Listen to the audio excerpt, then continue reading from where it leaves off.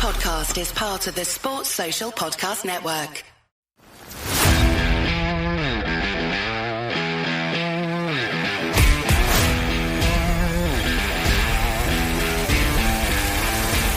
Croeso I podcast Rugby Cymru.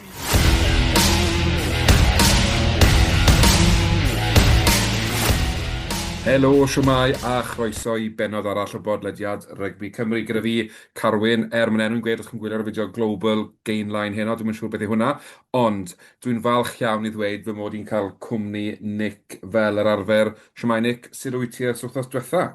Dwi'n okay, diolch yn fawr. Ar ôl y storm, mae tywydd yn braf, harvest moon a'r Indian summer fan hyn, anyway. Odi, yn union, a mae wedi bod bach fan Rugby Cymru hefyd. Wythnos diwetha, oedd bach o wleidyddiaeth Rugby Cymru yn rhan o'r sgwrs, ond wythnos ma dim ond rygbi fyddwn ni'n trafod. A nhw'n i ddechrau, nid ti sôn cyn dod o'r awyr, Nick, dyn ni'n dechrau gyda'r dreigiau, ond nhw'n i wedi anghofio yn gynharach prynawn di Gwener diwetha, oedd y gwelch allan yn Africa am I ail gêm o'i taith nhw allan yn hemisffer y de, chwarae yn erbyn y Stormers, sydd ddim yn dîm hawdd I wynebu beth bynnag. Ar y blaen o 18 ar yr hanner, ond yn colli 26 I 10 erbyn y diwedd. Be nes ti o'r perfformiad y tîm allan yn De Affrica, Nick? Wel, digon o bethau positif dod allan o'r gêm. Yn sicr yn y hanner cyntaf, ond siomedig I heb sgorio yn yr ail hanner. Roedd yr amddiffyn a llinell yn well yn erbyn Stormers yn gymharu efo'r gêm yn erbyn y Bulls. So mae hwnna wedi gwella. A yn bendant, dyn ni wedi mynd I fynd y gêm efo cynllun I cicio mwy. A nathon ni wneud hwnna, a mae hwnna dod y cysender I mewn I gêm, a mae o wedi bod yn sain arbennig o'r dda ni. Y pryder mawr oedd y scrum. 6 kick cosp yn erbyn ni, a pan ti'n edrych yn ôl, oedd hwnna rhywbeth yn gwylch yn gry efo. So pan ti'n colli meddiant hefyd, just y ffaith ti'n cael ti'n bod allan ti'n rhoi pwysau ar opposition, ti'n hana nhw, neu bod allan 22 nhw, ti'n colli, ti'n cael penalisio yn y scrum, wedyn ti'n hanner ffordd, a ti'n mynd gysgadlu adeiladu am hwnna. So mae rhaid i'r gwylch, os nhw eisiau gwella'r beth am hwn, wynebu hwnna. Un peth arall oedd yn positif oedd y ffaith oedd Moriarty'n dechrau yn rhif 8, a Thor yn gwneud yn dda iawn, cymryd pêl sal hefyd, a Thor mynd dros y gainline, ond ddar yn bendant ar 2 ochr y bêl. I'm sure fy fod mynd I bod yn meddwl Steve Handy, os yn cael ymlaen fel hyn, yn cadw'n ffit. Hardy yn ar ddechor, gath a lot o bloody stick ar ôl yn Cymru chwarae yn Japan, ond dim just by all, oedd o'n chwarae 160 minutes allan o'r 2 gêm. So, ond ath o chwarae arbennig o dda, sgorio 2 gais, dwi'n meddwl, cicio'n gywir, a'n gofforol dros y bêl hefyd. Ond, fel ni dweud, siomedig yn ail hanner, dwi'n meddwl oedd yr Storm oedd dod allan a rhoi chydig bach mwy o bwysau ar possession ni, cystadlu yn y breakdown, yn y diwedd, nhw oedd y tîm gorau. Ond bendrych yn edrych yn ôl rwan am y taith yn De Affrica, lle anodd I mynd yn dydy. Mae'n drosodd rwan, a gobeithio dim llawer o anefiadau, a dyn wedi cael 1 pwynt. So, a hwnna 1 pwynt mwy na'r Leinster wedi cael.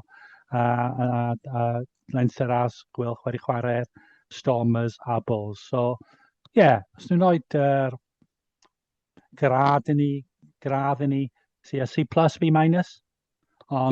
B-.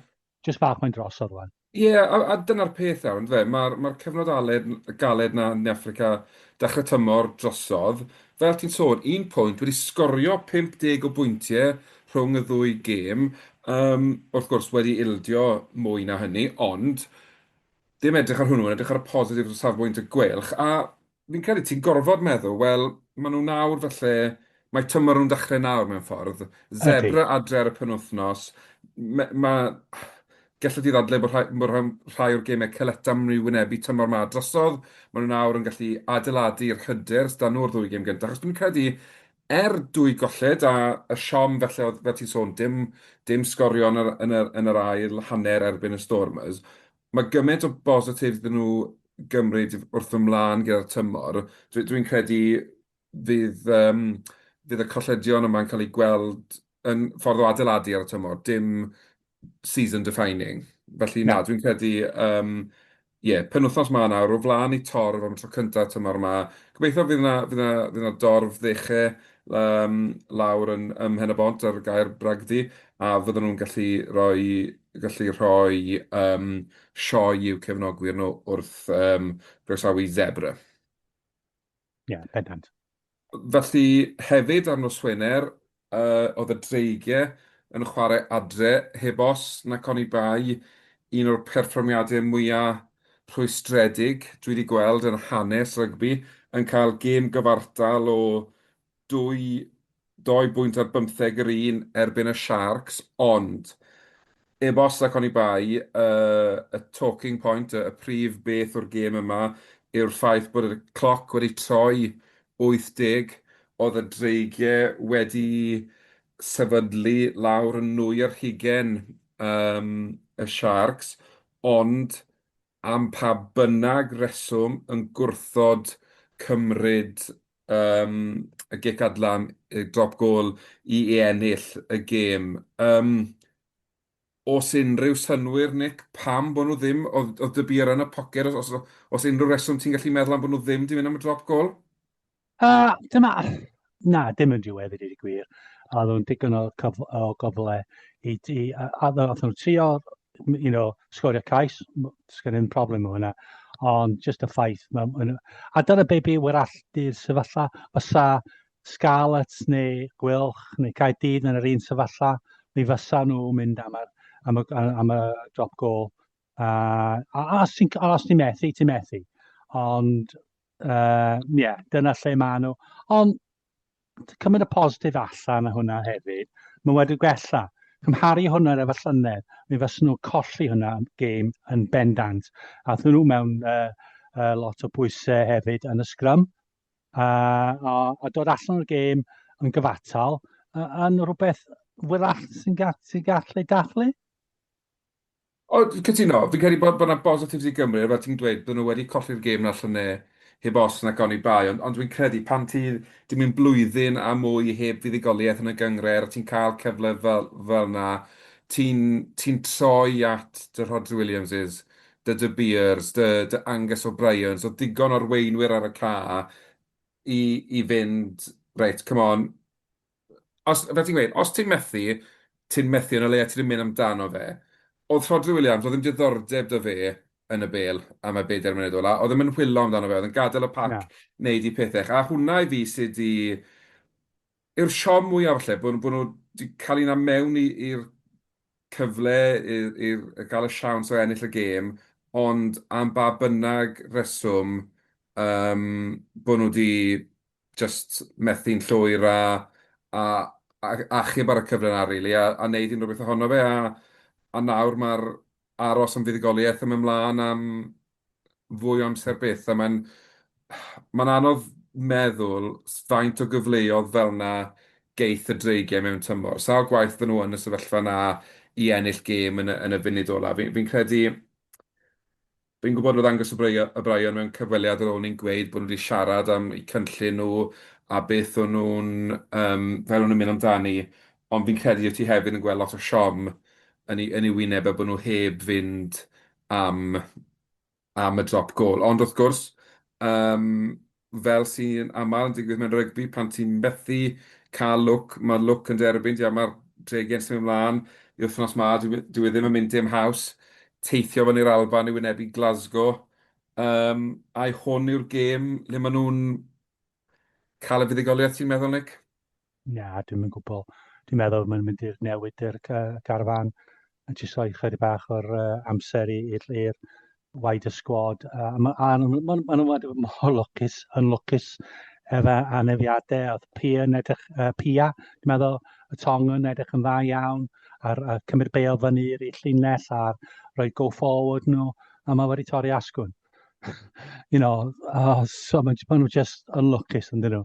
So dwi'n meddwl, dwi'n mynd yn disgwyl nhw'n cael dim byd. Dwi'n disgwyl nhw gobeithio bod yn gallu cystadlu'n gemau'r catref a ennill 4-5 o'r geimiau dos y tymor.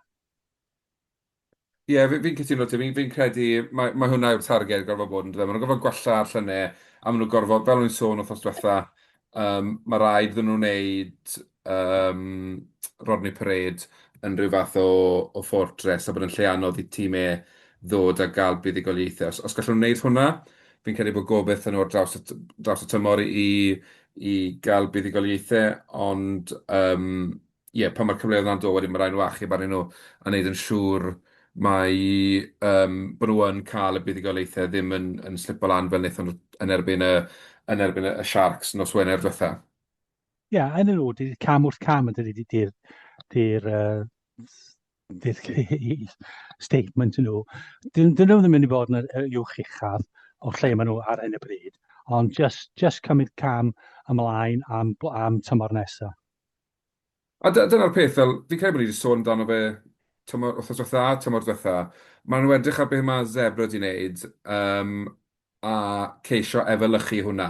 Nawr, fel ni'n sôn, wnaeth ddim digwydd dros nos, wnaeth ddim digwydd tymor ma felly, ond bod nhw'n gweld camau bach yn eu perfformiadau a'i canlyniadau, a wedyn fe ddeith y dorf nôl ar ei ochr, ond mae'r dorf yn dda iawn beth bynnag. Ond os gallwn nhw weld arwyddion bod y tîm yn gwella, wedyn mae yna o beth bod pethau yn gwella ar Rodney Parade. A mae torth yn heiddi yna hefyd. Mae'n rhoi gymaint o'r cefnogaeth yn nhw. Maen nhw heiddi rhywbeth i dathlu. O, yn union. A ie, maen nhw wedi gweld digon o golledion nawr i heiddi gweld ambell i fuddugoliaeth bach wrth i tîm nhw. Gobeithio yn erbyn Caerdydd. Sorry? Herwydd di Andrew ddim yn gobeithio yn erbyn Caerdydd. Yn union, ie. Gan bod Andrew ddim i amddiffyn ei hun, neu ddechrau ddau ni'n gytuno bod ni'n gobeithio bydd y dreigiau yn curo Caerdydd. Mae na'r unig tîm o Gymru fydden nhw'n curo hefyd. O sôn am Gaerdydd, enw Gaerdydd nesaf, yn amlwg oedd, wedyn ni drafod ysgarres, mae'n bach a beth y gwyddoedd fan hynny. Gaerdydd allan am Munster, colli y 20... Ymdrech dda iawn, yn y fan fi. O, cytuno, fi'n credu gallwn nhw fod yn hapus iawn gyda'r canlyniad na. Fi'n credu, yn wedi pan ti'n meddwl beth yna Munster i'r Scarlets yn Llanelli ar diwrnod agoriadol y tymor, mae'r ffaith bod Gaerdydd yn dod fewn triphwynt a tas nhw'n gallu cicio conversions pwy o wyr, ond na, dwi'n credu y canlyniad dylsen nhw fod yn hapus iawn. A pwynt bonus, wrth gwrs, yn sgorio'r 4 cais sy'n beth da. A mae Tom Bowen yn, hit the ground running, fel mae'n gweud yn Saesneg. Mae'n edrych yn gyfforddus iawn o'r lefel yma. Ydy. Mae'n edrych yn fel talent go iawn yn dydi.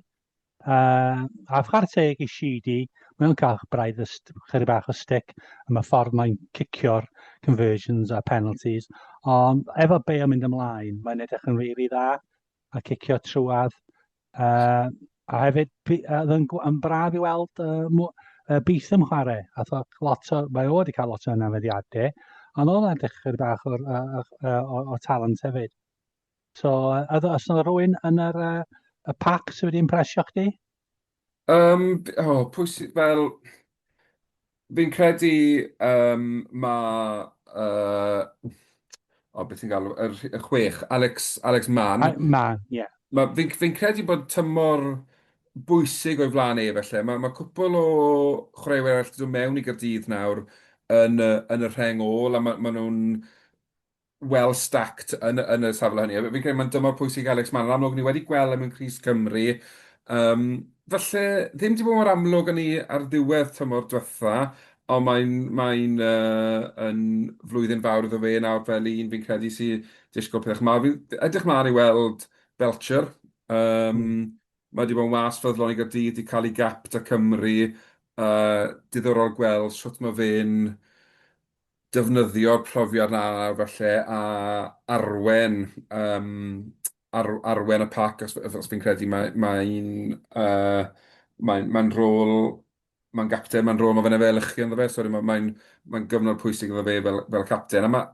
Yn amlwg, ni wedi gweld nhw'n arwyddo chwaraewyr yn y rheng flaen, a fi'n credu mae eisiau nhw gael y sgrym yn gywir, mae eisiau nhw sorto'r sgrym mas, achos mae Gaerdydd yn aml wedi cael olwyr da iawn, ond efallai bod y pac ddim wedi bod y pac ddim wedi beth yw'r gair yn y bod y pac ddim wedi byw fyny i beth sydd angen yr olwyr. Felly gobeithio nawr eleni byddwn nhw'n gallu cael y balans na'n iawn felly. Ie, yn i reit impressed efo'r tri Cymru Cymraeg hefyd, Dan Thomas a Alun Lawrence yn ymlaen, a Terry Williams yn chwarae yna. So, ie, dwi'n meddwl, ond pawb yn disgwyl all y ffaith oedd Sieret wedi gadael, ond nhw wedi ddechrau'n dda.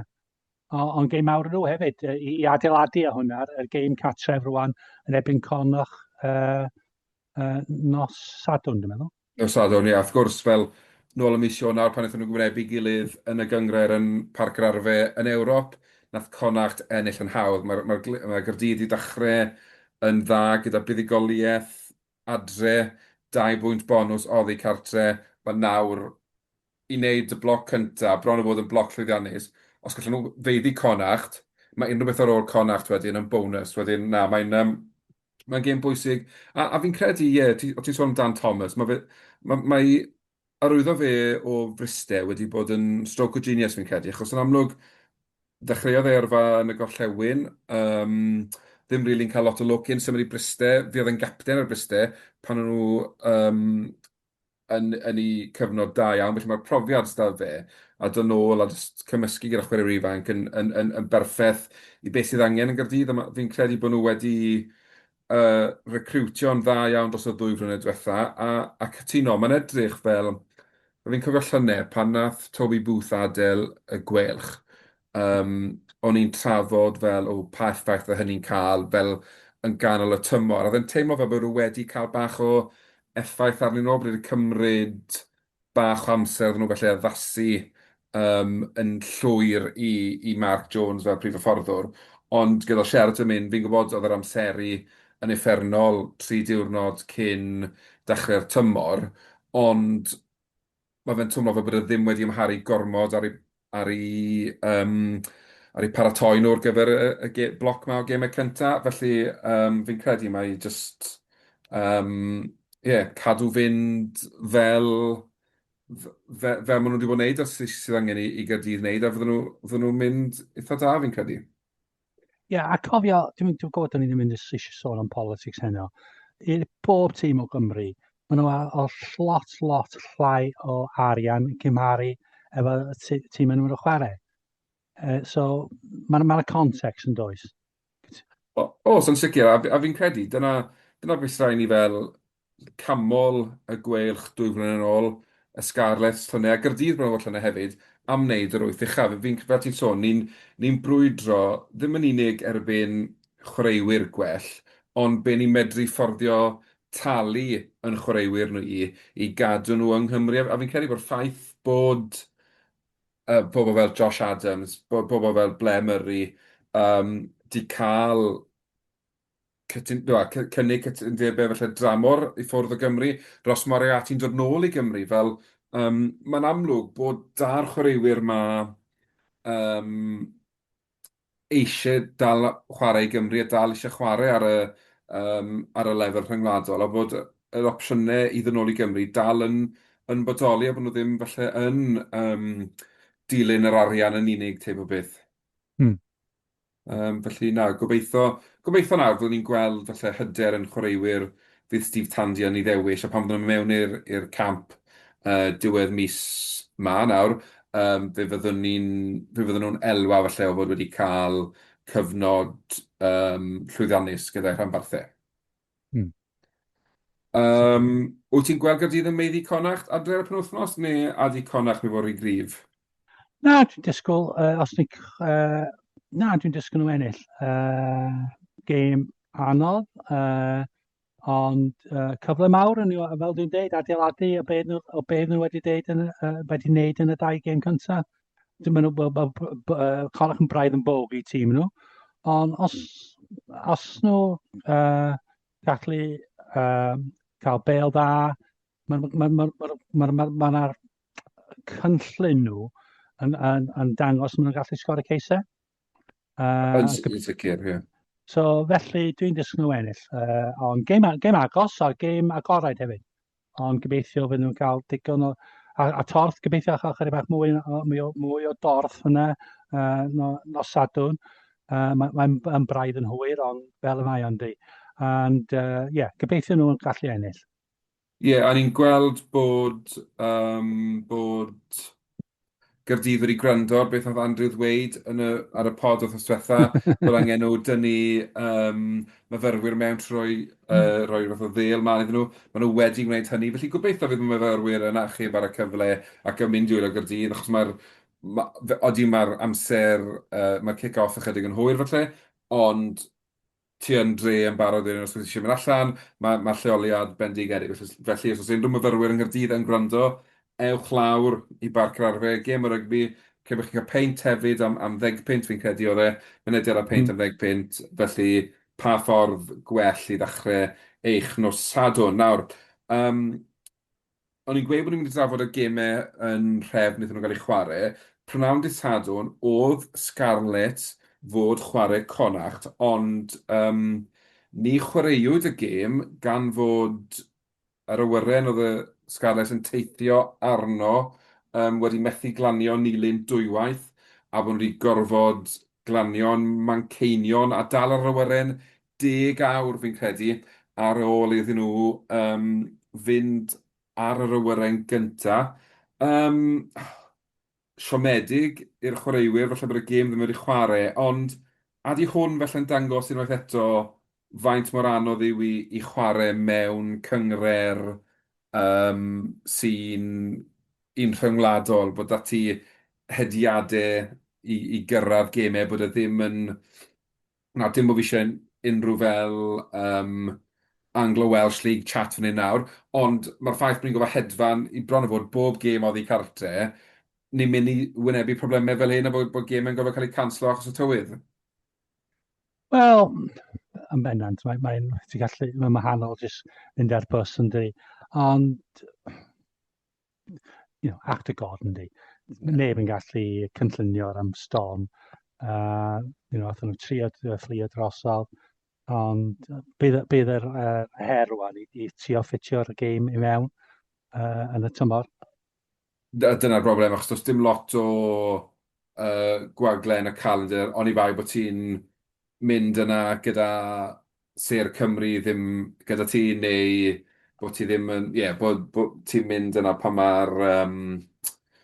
mae dy sgwad i felly ddim yn gant y cant achos gwahanol resymau. Ond wedi dweud hynny, fi'n mynd gwybod os ti wedi gweld rhestr anafiadau'r Scarlett yn barod. Fi'n credu, na i'n darllen yn rhaid, mae 1, 2, 3, 4, 5, 6, 7, 8, 9, 10 chwaraewr di anafu'n barod. Gymaint o broblemau ysda nhw yn yr ail reng. Maen nhw wedi ail arwyddo Steve Cummins, sydd wedi dod heddi fi'n credu yn Llanelli, a mae fe ar y fainc yn gwynebu'r Stormers nos yfory. I guess, os wyt ti'n angen cael gwared o region camp, mae'r ffaith bod 10 anaf da ti o fewn gêm yn profi bod problem da ni a 4 tîm, a falle bod ddim digon o chwaraewyr da ni i gynnal 4 tîm. Dwi'n gwybod, ond dwi ddim yn ddelfrydol mor gynnar yn y tymor cael 10 chwaraewr allan wedi anafu. Problem yw, Carwyn yw, os ni'n cael anyddiadau yn yr un safle, y 3 yn y 4, mae be fysa, dyma Bristol, maen nhw efo pwysig nhw, sod's law, dydy, ti'n colli bob chwaraewr sy'n chwarae yn ail reng, maen nhw efo'r anaf. A jyst mae hwnna'n ffordd mae'n digwydd weithiau. Ond sicr, os ni eisiau gwella fel Cymru, fel tîmau o Gymru, mae rhaid ni cael chydig bach mwy o defndir yn y carfan. Ond pwy bynnag ti'n sôn am, mae yn digwydd weithiau hefyd. Odi, dyna'r peth yn dweud, fel ti'n dweud, mae jyst yn anffodus mewn ffordd bod e mewn safle le mae angen 2 ail reng yn o ti beth bynnag. Tasa fe'n mewnwr neu maswr er enghraifft, neu cefnwr, un sydd angen o ti ar y car un pryd. Mae dati 3 neu 4, mae digon o opsiynau da ti. Ti'n colli 4 chwaraewr yn yr ail reng, wel falle mae 6 da ti yn y garfan, wedyn all of a sudden ti yn mynd yn denau, mynd yn denau yn yr ail reng. Ond, Scarlett adre Stormers wythnos yma. Mae'n anodd gwybod ble maen nhw, wrth gwrs, gyda nhw chwalad erbyn Munster, gêm agoriadol y tymor. Wyt ti'n gweld digon dar Scarlett felly i feiddi Stormers a cael i buddigoliaeth cyntaf? Mae'n anodd deud yn dydi herwydd dath nhw cael. Ond siw fod nhw chydig bach yn siomedig ar ôl y gêm yn erbyn Munster a colli wythnos hefyd. So dwi'n gwybod lle anodd i deud lle ma nhw fel tîm. Ond hefyd mae rai o bocs yn ôl. Dwi wedi gweld y tîm sy'n chwarae Stormers. A mae tîm o De Affrica, mae'n mor gry yn dydi. So mae rhaid i Scarlett chwarae yna. Ti jyst ddim yn sicr os bydd y pac yn digon cryf yn digon cyfforol i gallu cymysgu efo'r Stormers. Dwi'n disgwyl gêm dda, ond dwi'n meddwl fydd yn her fawr i tîm Carter i ennill y gêm. Ie, dwi'n credu mod i'n cytuno ar y tîm Anig. Fi'n credu maen nhw'n mynd i fod yn gystadleuol, ond fi'n mynd gwybod os digon na i gael buddigoliaeth. Yn enwedig pan fyddwn ni'n cyrraedd yr angen felly i eilyddio. Ar ôl awr, faint mor ffres fydd y coesau, faint o newidiadau fyddwn nhw wedi gorfod wneud yn y pac na i gystadlu, a wedyn bach fel welwn ni'n erbyn y gwelch fi'n credu, le'r Stormers jyst yn rheoli'r ail hanner ar diwedd y gêm a cael y buddigoliaeth.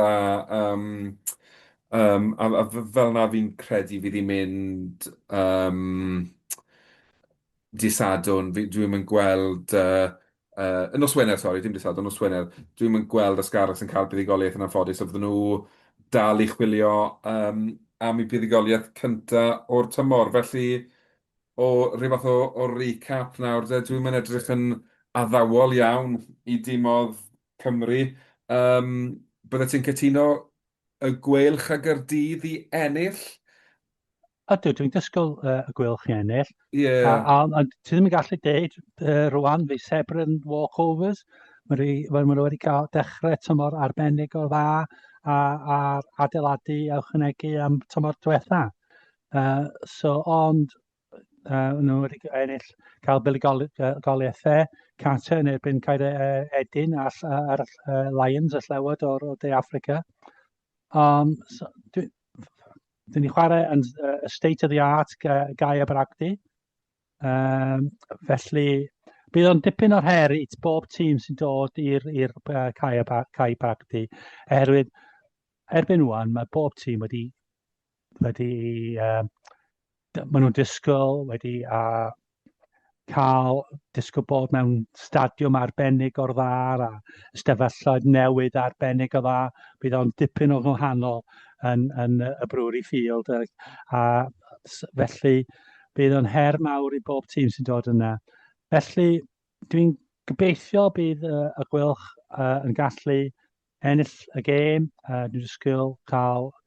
Dwi'n meddwl fydd Jack yn ôl. Dwi'n meddwl clywed Mark Jones yn siarad. Oedd o'n sôn mwy'r all wythnos nesaf. So dwi'n disgwyl Dewi Lake yn canu ymlaen fel capten. A Harry Deeves hefyd. A mae'r ddau wedi chwarae mor dda. So felly, dwi'n meddwl bydd yn gêm agored eto. ma tywydd braf, maen nhw'n addo tywydd braf, ond dwi'n gobeithio bydd yr gwylch yn gallu dod o'r right side of the result a gobeithio cael 5 pwynt hefyd. Ie, fi'n cytuno ti fi'n credu. Dwi'n gwybod bod Zebra wedi gwella a wedi adeiladu ar tymor diwetha'n barod, ond dwi'n just yn credu, gêm gyntaf adael tymor, trip positif iddi Affrica y canlyniadau, a Carwyn fydd eisiau rhoi stamp i hunain ar y tymor nawr ar ôl dechrau caled yn De Affrica. Wedyn, ie, dwi'n gweld nhw'n cael y pwynt bonus, a fel ti'n dweud, mae Caerbragdi ddim yn state of the art, ddim yn gafydd chwaraewyr di arfer chwarae arno fe, a bydd hwnna'n siwto'r gwelch fi'n credu. Ni moyn gweld eu pac nhw felly yn rhoi ymdrech mewn ar ôl bod second best allan o De Affrica. Ble gwell i wneud e na'r garygbi iawn, le fydd y dorf ar dy ben di, fydd ni'n gallu clywed popeth, arogli popeth, dwi'n rhagweld, fydd hi'n yffach o awyrgylch da yn Gaerbragdi, fydd y cenogwyr yn dod allan i roi croeso i'w arwyr nhw, a ie, dwi'n rhagweld y gwelch yn rhoi perfformiad da iawn mewn yn cael y 5 pwynt. Gaerdydd i ennill, fi'n credu, felly dim pwynt bonus dwi'n gweld Gaerdydd yn ennill, a wedyn mae'r ddoi arall, os ydyn nhw'n cael unrhyw beth allan o'i gemau nhw, mae'n ganlyniad positif fi'n credu. Dwi'n meddwl. Wel, felly, Nick, os dim byd arall, da ti, fi offenwn ni, yn ei reid fyr heno, sydd ddim yn beth gwael weithiau, dim ond siarad rygbi sydd angen wneud, a mae hwnna'n ddigon. Felly, diolch yn fawr iawn i ti, Nick. Diolch yn fawr iawn, a gobeithio mwynhewch y rygbi dros y penwythnos. Ie, a diolch yn fawr i chi gyd am wylio o rando, be bynnag chi'n neud ar rygbi penwythnos yma. Mwynhewch, a fi welwn chi wythnos nesaf. Hwyl fawr! Nos da.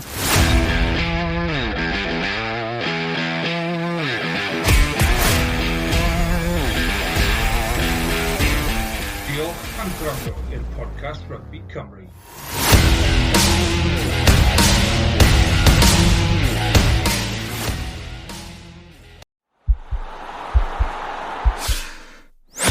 This podcast is part of the Sports Social Podcast Network.